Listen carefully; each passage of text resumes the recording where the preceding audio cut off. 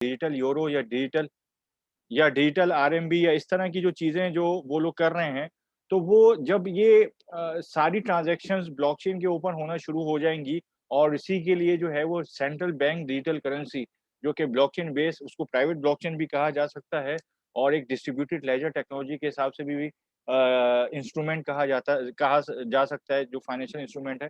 तो वो उसको किसी भी ट्रांज़ैक्शन को या किसी भी रेमिटेंस को या किसी भी बिज़नेस क्या कहते हैं ट्रांज़ैक्शन को या कोई भी अगर काम आपने करना है जो कि हम कन्वेंशनल बैंकिंग में कर रहे हैं, वही इम्प्लीमेंटेशन इन इन डिजिटल करेंसी या सेंट्रल बैंक डिजिटल करेंसीज़ की मद में होना शुरू हो जाएँगी।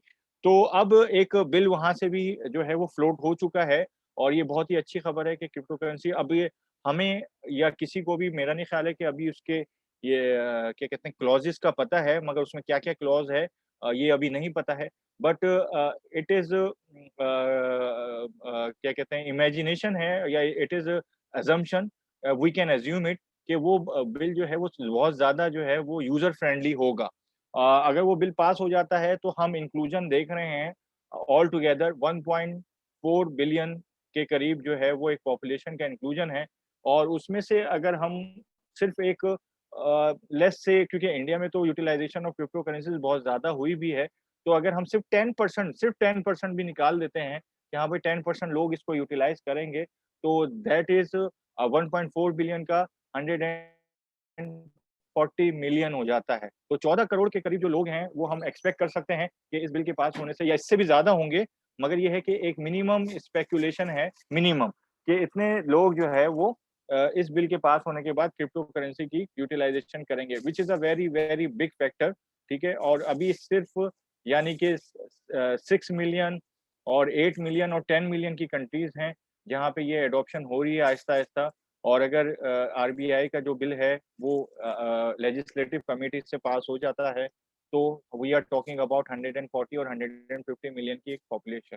So that was the first thing और दैट इज़ अंडर कंसिडरेशन और अभी हो सकता है कि उसमें कुछ लूप होल्स हों, कुछ और चीज़ें आएँ, but let's hope for the best और हम होप कर रहे हैं कि ये बिल जो है वो with respect to the user friendly pass हो जाएगा।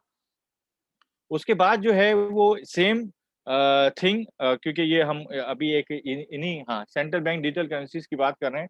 तो टर्की फाइनेंस मिनिस्ट्री यहाँ पे आपको स्क्रीन पे भी नज़र आ रहा होगा कि टर्की की जो फाइनेंस मिनिस्ट्री है, वो उसने भी एक बिल पास किया है और बल्कि मूव किया है बिल, अगर इसको कहा जाए वो कि इसके अंदर जो डिजिटल करेंसी बिल उन्होंने पार्लियामेंट में मूव करने के लिए ऑलरेडी जो है वो इसके लिए बहुत सारे फ्रेमवर्क वो कर चुके हैं और Turkey is a very big market with respect to the क्या कहते हैं this adoption of digital currencies या क्रिप्टो करेंसीज़।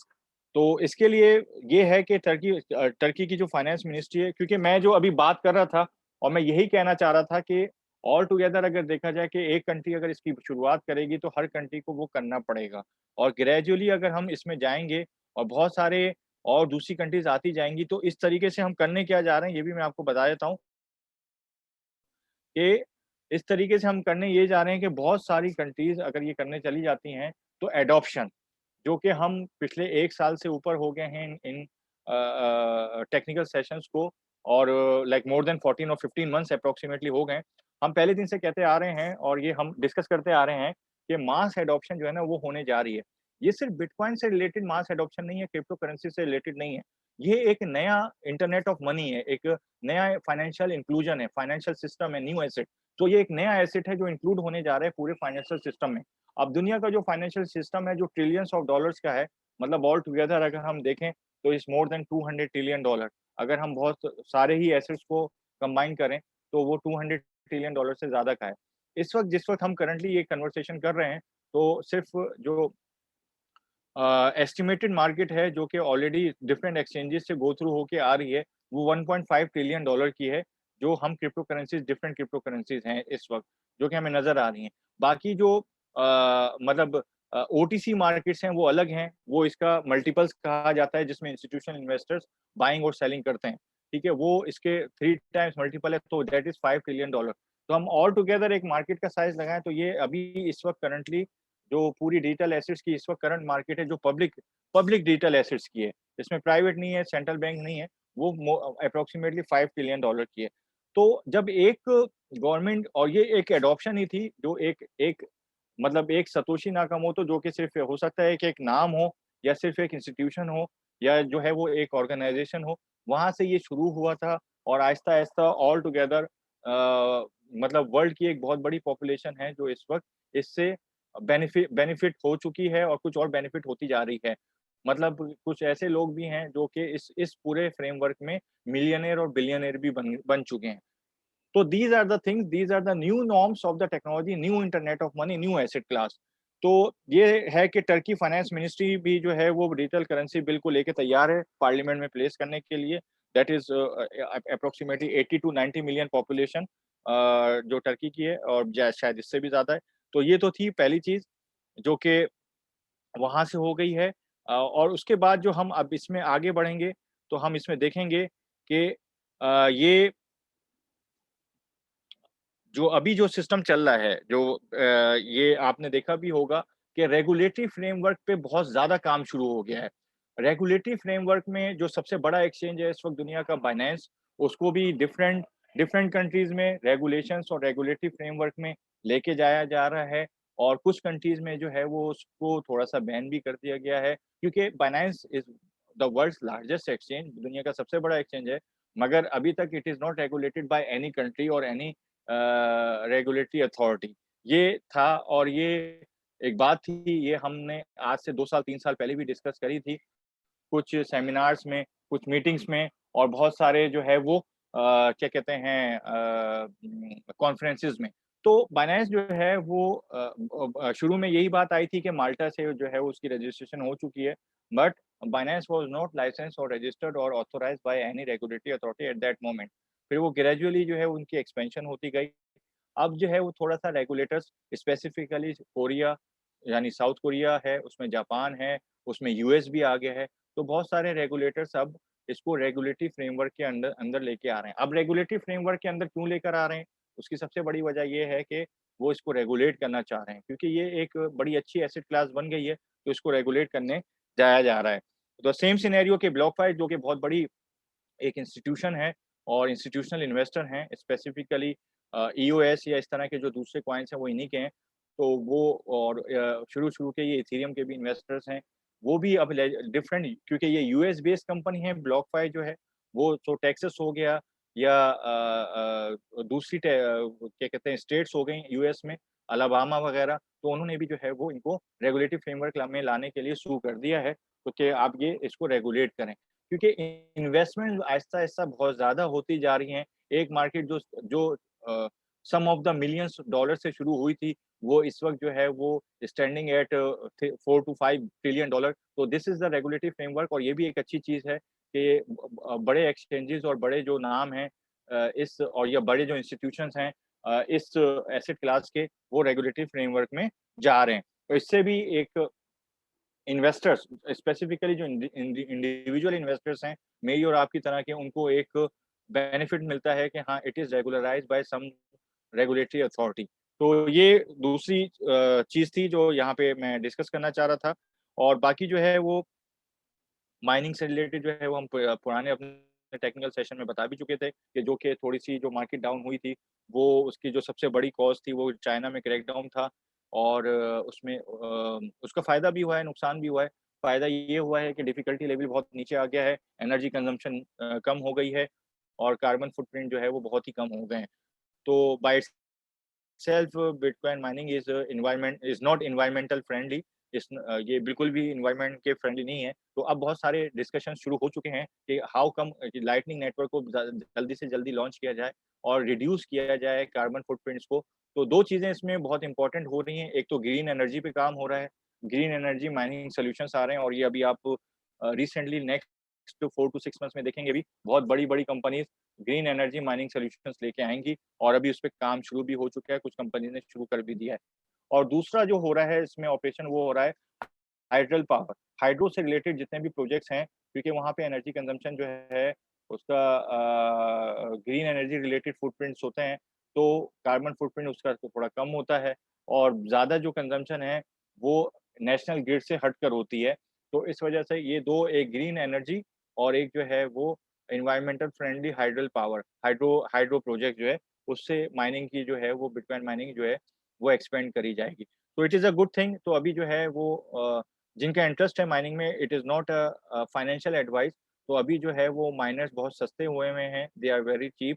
जो 18,000 और 19,000 डॉलर पे आए हुए थे बिटकॉइन माइनर्स, ठीक है, वो इस वक़्त 8,000 और 7,000 में मिल रहे हैं चाइना के क्रैकडाउन के बाद। तो अगर किसी का इंटरेस्ट हो और environmental friendly green energy project लगाना चाह रहा हो और एक अच्छी कोल्ड वेदर में जो है उसके पास फैसिलिटी हो, तो इट्स अ गुड अपॉर्च्युनिटी जो है वो इन्वेस्ट करके लगाया जा सकता है। तो ये थोड़ा-सा था सेशन जो हम ये करना चाह रहे थे। बाकी मैंने कुछ क्यूरीज़ मेरे पास भी आई थी और कुछ क्यूरीज़ जो है वो जैस जी ने भी मेरे से मुझसे डिस्कस करी थी, तो मैं उसके बारे में ज़रूर बताना चाहूँगा। वो है कि बीइंग ए इंडिया सिटिज़न या फिर पाकिस्तानी सिटिज़न या साउथ एशियन सिटिज़न अगर आप होते हैं, तो आप डीमैट अकाउंट के ज़रिए क्या मतलब कैसे कर सकते हैं और यूएस स्टॉक्स में, क्योंकि ज़ेडएक्सी एसेट जो है वो सूनर और लेटर जो करने जा रहा है, वो अभी तक जो हमारा वो है कि हम अपनी एस-1 फाइलिंग जो है वो नैस्डैक से ही करें या फिर न्यूयॉर्क स्टॉक एक्सचेंज से। तो क्योंकि नैस्डैक में ऑलरेडी हम लोग बहुत सारे टेक्निकल सेशंस कर चुके हैं और उसमें ये भी बता चुके हैं कि हम लोग जो है वो वहाँ पे जाना इसलिए हमारे लिए ईज़िली पॉसिबल है कि वहाँ पे 4 to 5 different IPOs within the same framework approximately हो चुके हैं। ठीक है? बीइंग एन एक्सचेंज जो है वो बहुत सारे प्लेटफ़ॉर्म्स वहाँ पे आईपीओ कर चुके हैं। और उसमें जो सबसे बड़ी मिसाल हम आईएनएक्स एक्सचेंज की काफ़ी बार दे भी चुके हैं। तो अब जो है क्योंकि हम नैस्डैक रिलेटेड हैं, तो यूएस सिक्योरिटीज़ एक्सचेंज और कमीशन के साथ जो है हमारा रिलेशंस है और यूएस स्टॉक ही ये होगा, क्योंकि यूएस के ही स्टॉक एक्सचेंज में होगा। तो यहाँ पे ये है कि how being an Indian citizen या इंडियन क्या कहते हैं इन्वेस्टर, आप कैसे जो है वो यूएस स्टॉक मार्केट में इन्वेस्ट कर सकते हैं फ्रॉम इंडिया। तो ये डीमैट अकाउंट्स जो है वो यहाँ पे होते हैं और ये मैंने कुछ नहीं किया है, आप लोग खुद भी गूगल पे सर्च करके इसको देख सकते हैं कि demat account in India for US stocks, ठीक है? आप सिर्फ़ ये गूगल पे लिखेंगे ही तो बहुत सारे आपके पास आ जाएँगे। अभी तक बीइंग लाइक हमने कोई अपना ब्रोकर या ब्रोकरेज हाउस अभी तक नहीं चुना है।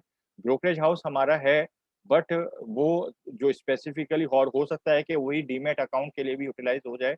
बट वो स्पेसिफिकली ये आप हमारी प्रेज़ेंटेशन में भी देख सकते हैं कि ब्रोकरेज हाउस हमारे पास है। But they are only working for the IPO purposes. उनके साथ जो हमारा एनडीए साइन हुआ है, वो आईपीओ पर्पसेस के लिए ही है। तो उस सेम ब्रोकरेज हाउस को फॉर इंडियन अकाउंट्स और साउथ एशियन अकाउंट्स या पाकिस्तानी अकाउंट्स भी यूटिलाइज़ किया जा सकता है और वहाँ पे भी डीमैट अकाउंट खोले जा सकते हैं। But right now over here the consideration part is कि बीइंग अ इंडिया सिटिज़न आप इंडिया से जो है वो इन्वेस्ट कर सकते हैं और with respect to the RBI, क्योंकि ये मैंने हम लोग कोशिश करते हैं लाइव ही सब कुछ दिखाएँ। तो यहाँ पे आपको स्क्रीन पे नज़र भी आ रहा होगा कि बिफोर यू स्टार्ट इन्वेस्टिंग और trading in US stock market, ये चीज़ें कुछ आपको पता होनी चाहिए और ये मैं लाइव उससे दिखा रहा हूँ और यही रूल्स एंड रेगुलेशंस आरबीआई के थ्रू जो है वो पास हुए हुए हैं। त so after the KYC and everything, जब आपका अकाउंट अप्रूवल हो जाता है और वो यहाँ पे स्टेप बता भी दिए गए हैं कि open a trading account account with brokerage house, किसी भी ब्रोकरेज हाउस के साथ। It is also known as overseas trading account.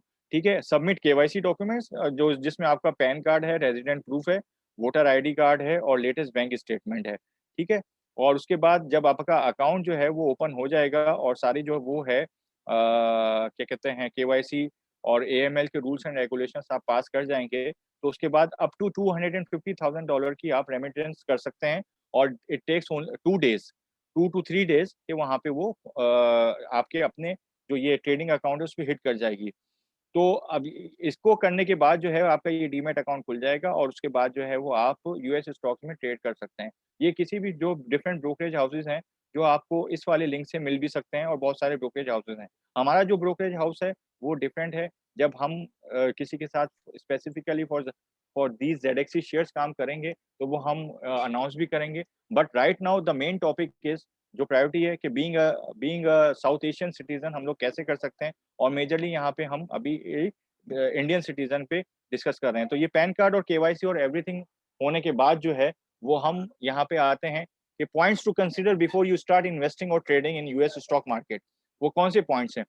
The current limit of investing outside India by Indian citizen in a single financial year, यानी 1 साल में $2.5 लाख $250,000 कर सकते हैं, व्हिच इज़ अप्रॉक्सिमेटली 1.75 करोड़। तो 1,75,00,000 के करीब का ये अमाउंट बनता है, जो कि with respect to liberalised remittance scheme, जो कि एलआरएस है, और इट इज परमिसिबल इन्वेस्टमेंट है, जो मैक्सिमम है पर person by RBI, reserve bank of India से जो जो ये परमिटेड है। तो from India being an Indian citizen, US stock में पर ईयर $250,000 की इन्वेस्टमेंट हो सकती है through the demat account of the brokerage houses, जो कि यूएस स्टॉक्स में डील कर रहे हैं, और इस तरह के बहुत सारे वो हैं। As you will be investing in a foreign market, you have to be ready to pay higher charges of conversion. Conversion rates का ये किसी के ऊपर भी डिपेंडेंसी नहीं है, ना इसको आप कवर कर सकते हैं, ना हम कर सकते हैं, ना कोई और कर सकता है, क्योंकि US to Indian rupee, sorry, US dollar to Indian rupee जो भी कन्वर्जन रेट होगा वो उस वक्त का उस वक्त के हिसाब से लगेगा। The exchange rate plays a crucial role, ये एक्सचेंज रेट का हमने डिस्कस कर लिया है।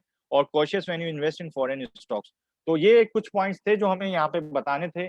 तो डीमैट अकाउंट जो है वो ब्रोकरेज हाउसेस के साथ यूएस स्टॉक मार्केट में यूएस स्टॉक्स की ट्रेडिंग के लिए, इन्वेस्टिंग के लिए, बाइंग और सेलिंग के लिए per year $250,000 which is equivalent to 1.75 crore Indian rupees वो किया जा सकता है। और ये लिबरलाइज्ड रेमिटेंस स्कीम, जो कि एक परमिशन रेमिटेंस स्कीम है, परमिसिबल इन्वेस्टमेंट स्कीम है पर पर्सन वो बाय आरबीआई, ये आप कर सकते हैं। तो ये डीमैट अकाउंट से रिलेटेड कुछ क्यूरीज थी जो यहाँ पे सॉर्ट आउट करना था, जो हमने बताना था, ये तो और ये हमने लाइव अब बता दिया है।